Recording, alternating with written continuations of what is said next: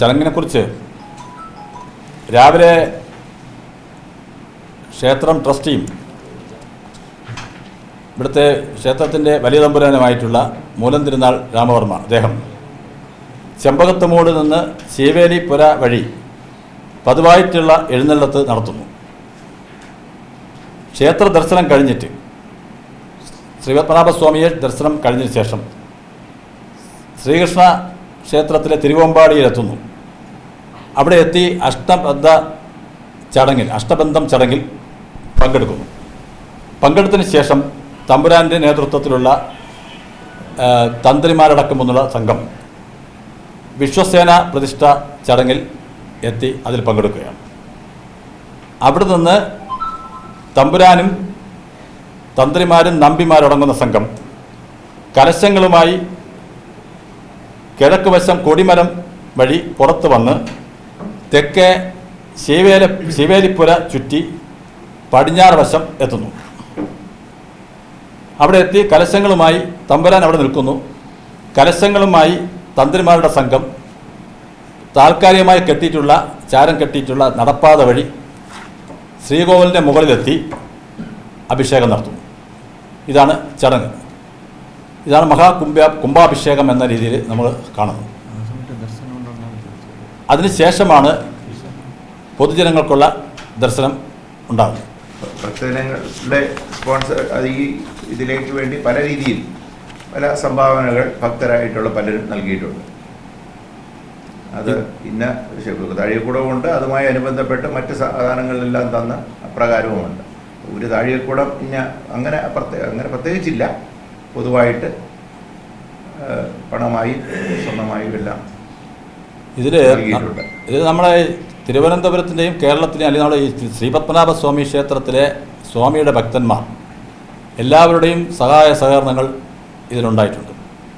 തിരുവനന്തപുരത്തെ സാധാരണക്കാരായിട്ടുള്ള ഭക്തജനങ്ങളുടെയും അവരുടെയും സഹായ സഹകരണങ്ങൾ ഉണ്ടായിട്ടുണ്ട്. ഭരണസമിതി, ഇപ്പോഴത്തെ ഭരണസമിതിയും കഴിഞ്ഞ ഭരണസമിതിയും അടക്കമുള്ള എല്ലാ ഭരണസമിതികളും ഇതിനുവേണ്ടി പ്രവർത്തിച്ചിട്ടുണ്ട്.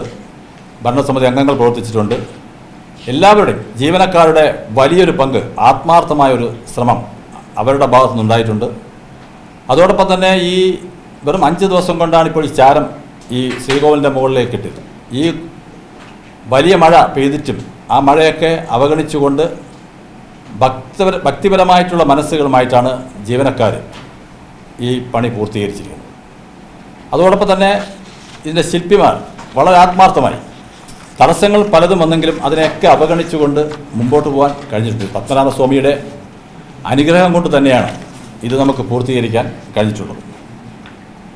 ഇതിൽ ശ്രീകോവിൽ മേൽക്കൂര പണികൾ നടത്തിയത് സുനോജാണ്. തേവരപ്പറമ്പിൽ മെറ്റൽ വർക്ക്സാണ്, മാന്നാറിലെ ആണ് സുനോജ്. നമ്മുടെ പത്മനാഭസ്വാമി ക്ഷേത്രത്തിൽ കുംഭാഭിഷേകം നടക്കാൻ പോവാണ്. ഉദ്ദേശം 270 വർഷത്തിന് അപ്പുറമാണ് ഇപ്പോൾ നടക്കാൻ പോകുന്നത്. അപ്പോൾ അതിൻ്റെ ചടങ്ങുകളെ പറ്റിയാണ് ഇവിടെ അറിയിക്കാൻ പോകുന്നത്. രാവിലെ ഒരു 7:45 8:45 ഇടയ്ക്കാണ് നടക്കാൻ ഉദ്ദേശിക്കുന്നത്. ബാക്കി ചടങ്ങുകളിവിടെ വായിക്കും. എങ്ങനെയാണ് അതിൻ്റെ ക്രമങ്ങൾ? നമ്മുടെ ശ്രീ പത്മനാഭസ്വാമി ക്ഷേത്രത്തിലെ ചരിത്രത്തിൽ വളരെ നിർണായകമായ ഒരു ദിവസമാണ്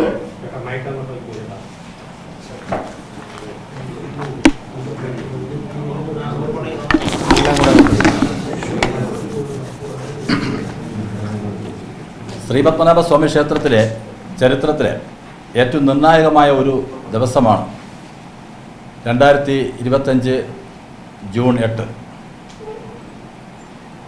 ഏകദേശം 270ഓളം വർഷങ്ങൾക്ക് ശേഷമാണ്, 292 നമ്മൾ ചരിത്രരേഖകൾ കാണുന്നത്, ശേഷമാണ് ക്ഷേത്രത്തിൻ്റെ താഴികക്കുടം പുനഃസ്ഥാപിച്ച് സ്തൂപിക പ്രതിഷ്ഠ എന്നൊരു ചടങ്ങ് നടക്കുന്നത്.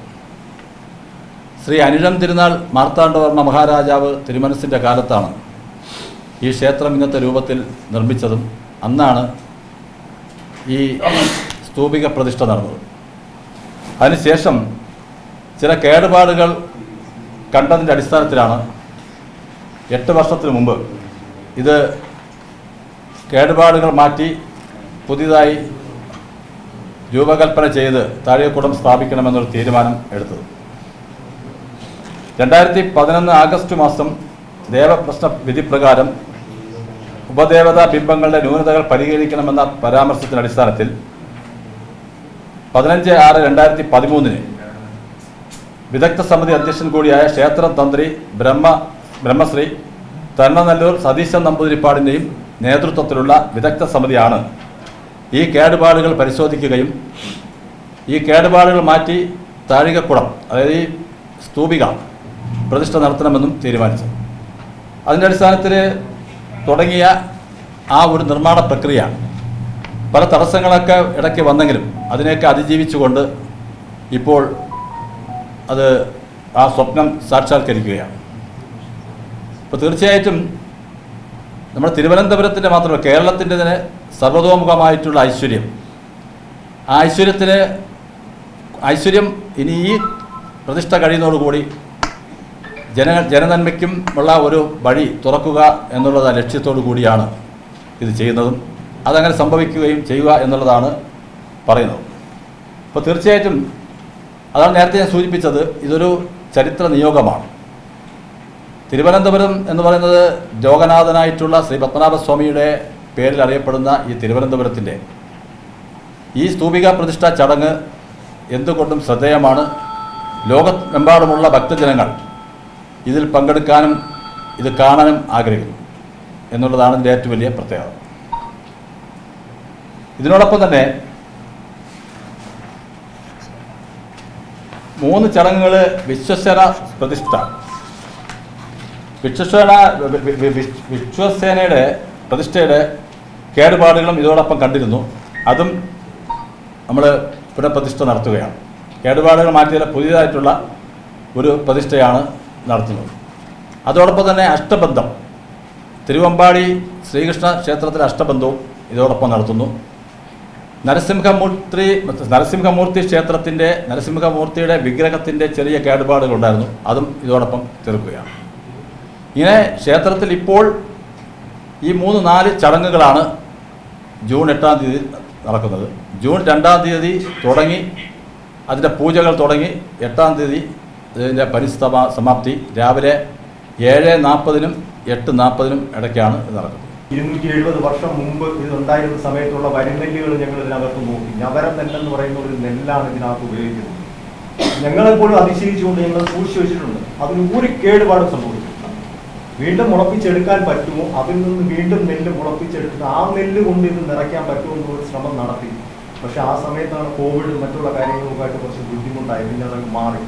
ഇപ്പോൾ വളരെ ഭംഗിയായിട്ട് 150 കിലോ നെല്ലാണ് ഞങ്ങൾ അതിനകത്ത് എടുത്തുള്ളത്. ഏറ്റവും കൃഷി ചെയ്തിട്ട് തമിഴ്നാട്ടിലെ മീനാക്ഷിപുരത്ത് ഇത് കൃഷി ചെയ്ത് ഇതിന് വേണ്ടിയിട്ട് കൃഷി ചെയ്തെടുത്തിട്ടുള്ള നെല്ലാണ് നമ്മളിപ്പോൾ നവര നെല്ലാണ് ഉപയോഗിച്ചിട്ടുള്ളത്.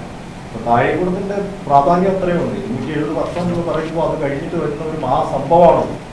ആ സംഭവത്തിൽ ഭാഗഭാക്കാവാൻ കഴിയുന്നത് തന്നെ പുണ്യമാണ്, പുണ്യ ജന്മമാണെന്നാണ് അവർ തീർച്ചയായും എല്ലാവരും ക്ഷണിക്കുകയാണ് ക്ഷേത്ര ദർശനത്തിന്. ആ ദിവസം 7 മണി വരെ പരമാവധി ഭക്തജനങ്ങളെ ക്ഷേത്ര ദർശനം നടത്തി വിടണമെന്നാണ് ഞങ്ങൾ ആഗ്രഹിക്കുന്നത്.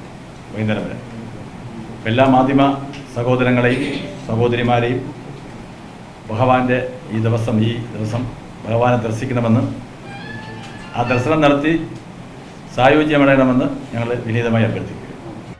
പുതിയ വാർത്തകളും വിശേഷങ്ങളും ഇനി വിരൽ തുമ്പിൽ. എല്ലാ ഡിജിറ്റൽ പ്ലാറ്റ്ഫോമുകളിലും ഇപ്പോൾ സീ മലയാളം ന്യൂസ് ലഭ്യം.